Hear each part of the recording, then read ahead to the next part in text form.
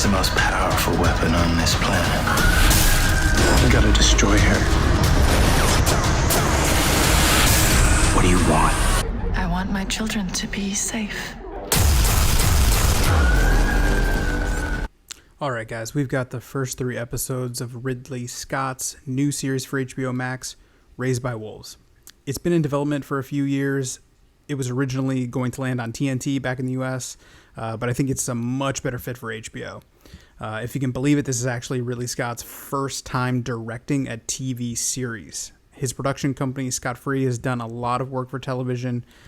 Tom Hardy's Taboo, for example, but this is the first time he's actually down there doing his sketches and actually directing. I can already see the film. I start to scribble boards as sketches initially, and then it starts to take form. This majestic, brave new world, the new beginning of everything. This is very thematically similar to some of his best films. Alien, Blade Runner, Gladiator, say what you will about even Prometheus and Alien Covenant and things like that, but you can see those visual styles all over this, and it's awesome to see that level of quality in a television series. It's wild to see 82-year-old Ridley Scott still wants to get out there. This also touches on a ton of Scott's classic themes like artificial intelligence, new beginnings, exploration, the role of technology in society, Adam and Eve and the Tree of Knowledge, tons of biblical and mythical references. I'm going to do my best to just lay out the basic plot. This is more of a reaction video than a review. I'm going to review it, of course, and how I feel about it and whether or not I enjoyed it and things like that and who I enjoyed. But it's much more of a, hey, I'm excited about this. I encourage you to go check it out. The series takes place 130 years in the future. The Earth has been ruined by war between 2 main factions, a powerful religious group called the Mithraic, and a more ragtag rebel group referred to as the Atheists. It was belief in the unreal that destroyed the Earth. First we meet Mother and Father, 2 androids from the Atheist faction who have piloted a small ship to an uninhabited Earth-like planet called Kepler-22b. Fun fact, Kepler-22b is an actual Earth-like planet being studied by NASA and was named after Johannes Kepler, who was a German astronomer, mathematician, astrologer. The pair of androids land on Kepler and immediately begin a gestation process for 6 human embryos, which they've taken from Earth. Initiating trimester 1. These children are the future of humanity. The embryos are placed in containers while Mother is connected via tubes acting as umbilical cords. We learn that reigniting humanity is the primary goal of the androids. We get a 9-month time jump to see the children being birthed from the containers, another short jump to see them briefly around the age of 6, and then another final jump to age 12. A lot happens in those 12 years, and let's just say not all the kids make it for various reasons. Later, we're introduced to the Mithraic, who have also zeroed in on Kepler as their new home world. Our enemies built an ark, which is now headed here, the only known planet where humans can survive. The 2 androids took a smaller, faster ship, but the Mithraic have arrived in a much larger craft with thousands of people, including children and animals. They refer to the ship as the Ark and call it by the name Heaven. The Mithraic worship a single god called Sol, S-O-L, and wear sun emblems and sun pendants like Christians wearing crosses. The Mithraic were an actual religious sect in the Roman Empire during the early age of Christianity. It's very clear the show has styled them after Roman Catholicism. People are wearing robes and belts and things. They take communion. I grew up Roman Catholic. I know what I'm seeing.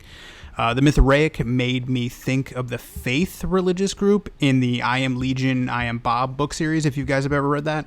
The Mithraic also make use of androids, but pretty much just use them as like slave labor, just like a soulless piece of technology. They believe that allowing androids to raise human children is a sin.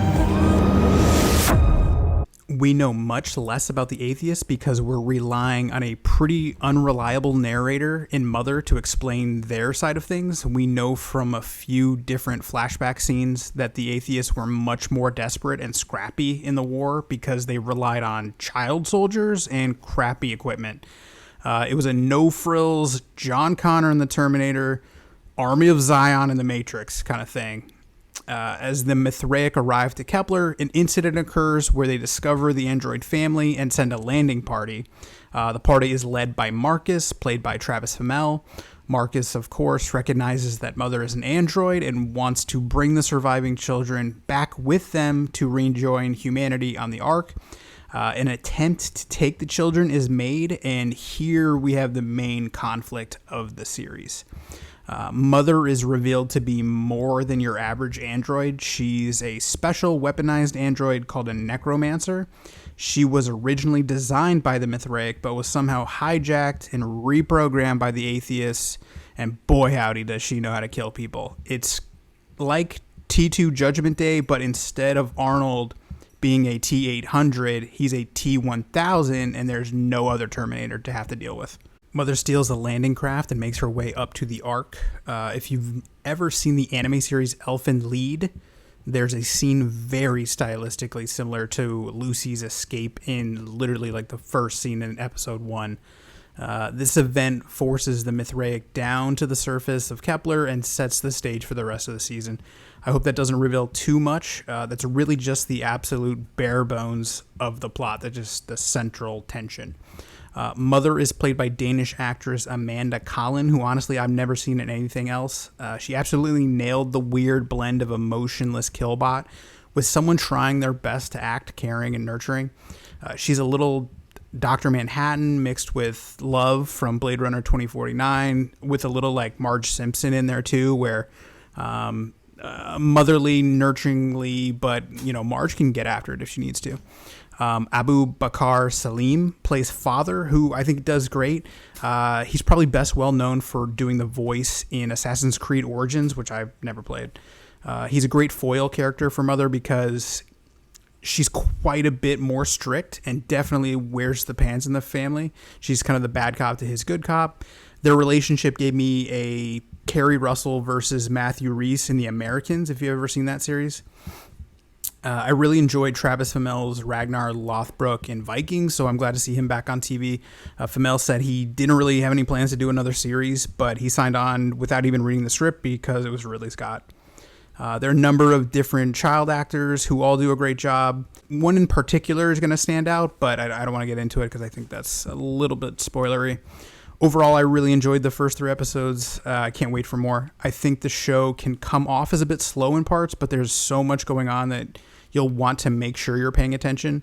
The show is littered with little hints and Easter eggs. For instance, when Fimmel's landing party meets Mother, she introduces herself as Lamia. In Greek mythology, Lamia was a woman who became a child-eating monster after her children were destroyed by Hera, after she discovered her husband Zeus was sleeping with Lamia.